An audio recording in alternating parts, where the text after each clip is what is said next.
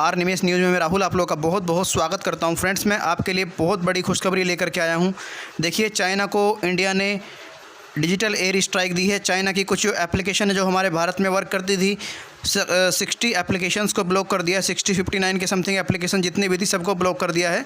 हमने जैसा कि रात ही बताया था आपको चाइनीज़ एप्लीकेशन के बारे में। जितनी भी ये एप्लीकेशंस थी चाइनीज़ टिकटॉक, यूसी ब्राउज़र और बहुत सारी ऐसी एप्लीकेशन है, उनको सबको ब्लॉक कर दिया है। आइए हम आपको अब आज तक का जो स्टेटमेंट इस पे आया है हम आपको आज तक का सुनाते हैं। आज तक ने किस तरीके से इस पे बताया है कि कैसे कैसे चाइनीज़ एप्लीकेशंस को ब्लॉक किया गया है। ये चाइना की इकोनॉमी पर बहुत बड़ी मार है और अब चाइना को समझ आ जाएगा। और फ्रेंड्स, ऐसे ही जानकारी हम आपके लिए प्रॉपर तरीके से लेकर के आते रहेंगे, तो आप आर निमेश न्यूज़ को ज़रूर सब्सक्राइब करें और सब्सक्राइब करने के बाद में बेल आइकन को जरूर दबा दें। उससे क्या होगा, कोई भी हमारी वीडियो आएगी उसका नोटिफिकेशन आपको सबसे पहले मिल जाएगा। तो चलिए अब आपको हम सुना देते हैं कि आज तक का क्या कहना है इस पर, आज तक ये क्या कह रहा है इस पर। आज तक न्यूज़ चैनल पर ये अपडेट आया था, तो हम आपको वो पूरा सुना देते हैं, पूरा दिखा देते हैं। आप इसको अच्छे तरीके से देख लीजिएगा, अच्छी तरीके से सुन लीजिएगा फ्रेंड्स, ठीक है। तो चलिए मिलते हैं आप लोग साथ में एक अगले वीडियो में। इस वीडियो को आप पूरा देखिएगा और लास्ट तक देखिएगा। Thank you so much friends. के साथ मैं हूं चित्रा त्रिपाठी। आपको दिखाएंगे शतक आज तक, लेकिन उसके पहले इस वक्त की बड़ी खबर आपको देते हैं। मोदी सरकार की ओर से चीनी ऐप पर की गई है डिजिटल स्ट्राइक। सरकार ने लोकप्रिय चीनी ऐप टिकटॉक समेत 59 चीनी ऐप पर लगा दिया है बैन। प्रतिबंध लगा दिया गया है। इन चीनी ऐप से निजता की सुरक्षा का मामला माना जा रहा था। हेलो और कैम स्कैनर पर भी प्रतिबंध लगा दिया गया है। यूसी ब्राउजर पर भी सरकार की ओर से बैन लगाया गया है। आपको बता दें, ये बहुत बड़ा फैसला। लाइकी, वीगो पर भी देश में लग गया है प्रतिबंध। बीते कई दिनों से लगातार चीन के खिलाफ देश भर में जो माहौल था, उसके मद्देनजर भारत सरकार का ये बहुत बड़ा फैसला इस वक्त का चाइनीज ऐप पर देश में बैन का फैसला लिया गया है। डिजिटल स्ट्राइक चीन के ऊपर, आप इसे कह सकते हैं। लोकप्रिय चीनी ऐप टिकटॉक पिछले कई दिनों से, अब कई सालों से हिंदुस्तान में लगातार लोकप्रिय हो रहा था, लेकिन चीनी ऐप के मद्देनजर टिकटॉक पर बैन कर दिया है। इसके अलावा 59 चीनी ऐप पर भी प्रतिबंध लगा दिया गया है। हिमांशु मिश्रा हमारे संवाददाता जुड़ चुके हैं ज्यादा जानकारी के साथ। हिमांशु, पहले से ही इस तरह की उम्मीद की जा रही थी कि सरकार कोई बड़ा डिजिटल स्ट्राइक चीन के मद्देनजर कर सकती है, और आज ये बड़ा फैसला।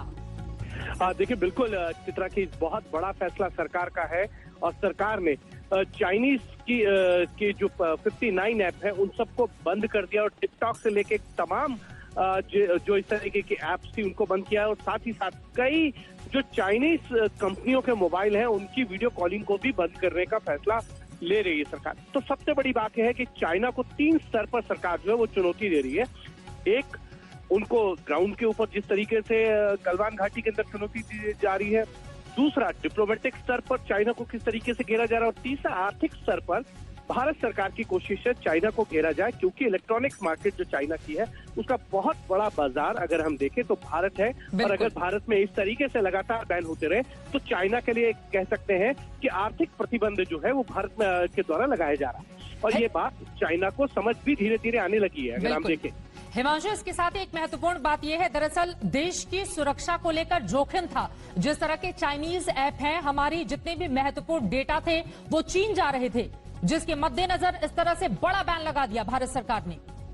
देखिए, बिल्कुल ये डाटा तो जरूर चीन जा रहे थे, और इन ऐप के जरिए चाइना को एक बहुत बड़ा, ये कह सकते हैं कि आर्थिक फायदा भी हो रहा था।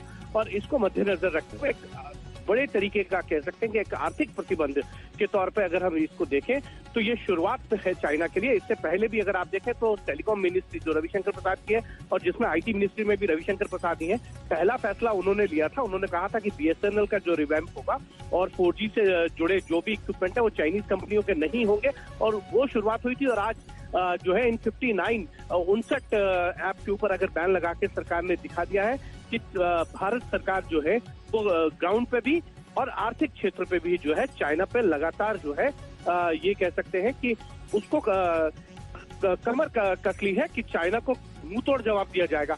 तो ये इस तरीके के बैन्स जो हैं वो आगे आने वाले दिनों में और भी देखे जा सकते हैं। अलग अलग मंत्रालयों से आपको इस तरीके की खबरें मिलेंगी, क्योंकि रेलवे ने भी इस तरीके के जो टेंडर्स थे जो चाइनीज कंपनियों को दिए गए थे उनके ऊपर बैन लगाया था, उनको रिव्यू किया था। और अब जब 59 इन ऐप के ऊपर बैन लगा के सरकार ने बता दिया है चाइना को, कि अगर भारत बहुत बड़ा बाजार है चाइना के लिए इलेक्ट्रॉनिक क्षेत्र में भी, और उनके जितने रॉ मटेरियल है उसका भी एक बहुत बड़ा क्षेत्र बाजार है, और एक्साइज ड्यूटी भी बढ़ाई जाएगी।